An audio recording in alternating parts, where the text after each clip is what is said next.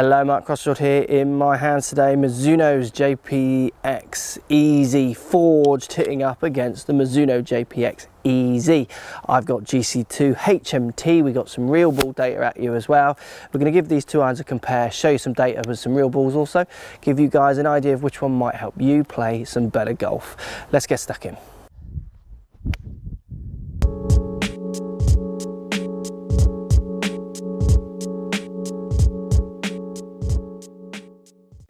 Right guys, I've got one Mizuno key, two Mizuno heads and one shaft. Same shaft, both clubs. GC2 HMT is going to present some real club, ball data at the end of the video. I'm going to compare up the EZ JPX up against the JPX Mizuno EZ forged irons. So if we look at the two irons to start, you get the slightly chunkier lines on the JPXEZ, thicker top line, thicker sole. It's certainly more aimed at kind of what people will call game improvement, more user friendly. I've used this club in a version, last year's version, so I'm using the chunkier one, so it's not always the case. Arguably you might get a slightly different feel. This is the forged version in the JPXEZ opposed to the cast in the EZ JPX. So you got the forged and the cast versions. Both finishes have this beautiful gum metal black finish. So let's hit some with the forged to start you off. So putting it down by the ball, definitely thinner, nicer top lines, less offset, more classical looking, bearing in mind it's a different coloured headed club. Let's give it a hit, see what it feels like.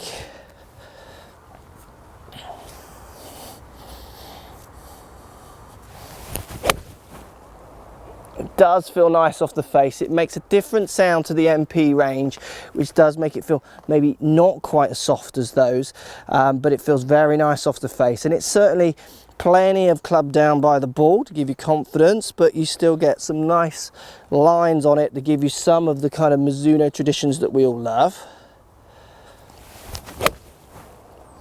Does feel very nice. It's a club I could easily use. At the moment I use a cast iron, the 825 JPXs, so it's quite nice to feel like I could almost go back to a forged with this iron, subject to the data which we'll show you at the end. Let's give it one more hit.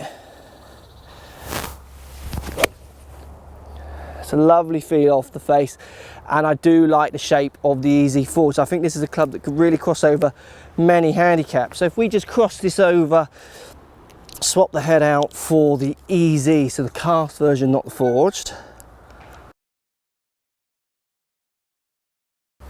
So there we go, easy as that. This is the now bigger headed EZ. Now putting this down by the ball, it's so funny, isn't it? Because I've used the bigger headed clubs now, that feels like the right shape. That one feels small, where before that one would have felt big, subject to me using MP clubs before. This one now feels right, and that one actually feels small. So it's so funny, isn't it, the feel? It's subject to what you're used to. It's so relative, isn't it? So let's give this one a hit.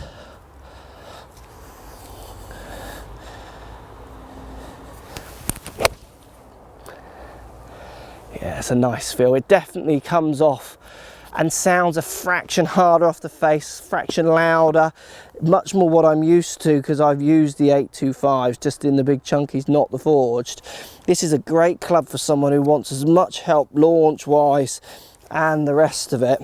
But like I say, we'll compare the numbers up and see how they actually compare at the end with some real balls.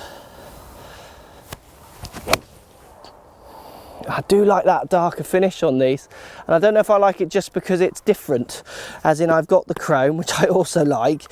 Sometimes it's nice just to have a change. We are talking about appearance here, and sometimes, you know, it's nice to wear some blue trousers rather than some black ones, isn't it? Do you know what I mean?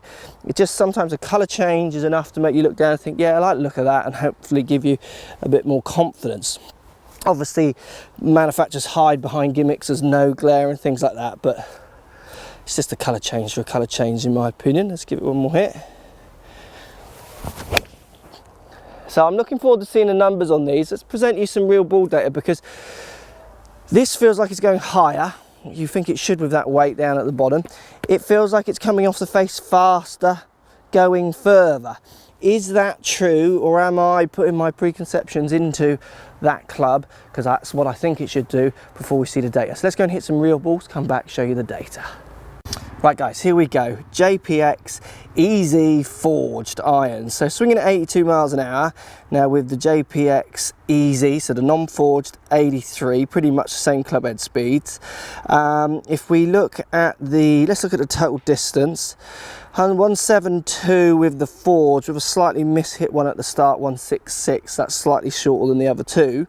And then averaging 175 with the JPX. So you get on that test there, we're looking at 3 yards, is it? Yeah, 3 yards difference further in the club, which to me felt like it was going considerably further. Now if you look at the two furthest hits, you're 178 with the forged, and then 180, no, sorry, that's total 179 with the EZ. So it's 1 yard in the two best hits equivalent of each club. So arguably these two clubs are going exactly the same distance, subject to how I strike it on the face. I think that's quite interesting, because you think the softer metal to the harder metal forged the cast would make such a difference, but it doesn't seem to be doing it.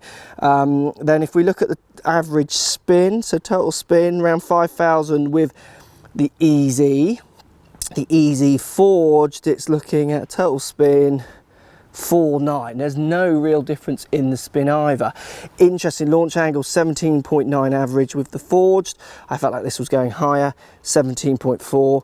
Peak height 32 with the one I think is going higher to 31. 1 yard over 170 yards. I am not seeing that. So what is interesting with those two clubs is they're actually performing almost identically.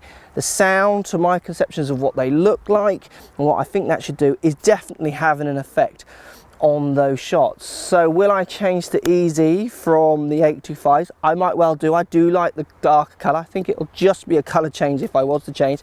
But what's interesting, if I want to use the forged head, let's pretend I do really prefer the look of the forge and the feel of the forge, as people say, then from those numbers there's nothing stopping me distance wise going between EZ forged and EZ. Next time you're out buying clubs, get custom fit, go and get tested on good machines like GC2 HMT as well. Make sure you get some data to back up your expensive buying decisions. For me, I would be choosing cosmetically what they look like, which one I like the look of more, feel, which is personal to me. Data wise, there's not much between those two shots. Arguably we can do more tests. If I hit the EZ, not the forge, because of the extra weighting, it might perform consistently over a batch of shots, which we saw just on those 3 shots, better even when I'm hitting away from the sweet spot, which for most amateur golfers I would say, if you can get a club that performs well when you're missing the sweet spot, or certainly better, no club particularly performs well, better when you're missing the sweet spot, then that is a very good buying decision and a club that you should think about getting. Because the sweet spot is definitely the bit amateurs struggle to hit repeatedly. Thanks for watching guys. Post comments down below. EZ forged, have you tried them both? Did you feel a massive difference? Did you get a big difference in data? Let me know and we'll speak to you all soon. So if you like what's going on here, don't be afraid to subscribe to the channel. Also thumbs up the video, post comments, love to hear what you guys got to say. Let's keep it social. The more we talk, the more we share, the easier this game will get for everybody. So if you want to find me on Facebook here, you can find me on Facebook. If you want to tweet me, find me on Twitter here as well. Just follow the links, all in the description. Come and join the show, get active, get involved, get playing some better golf. Thanks for watching.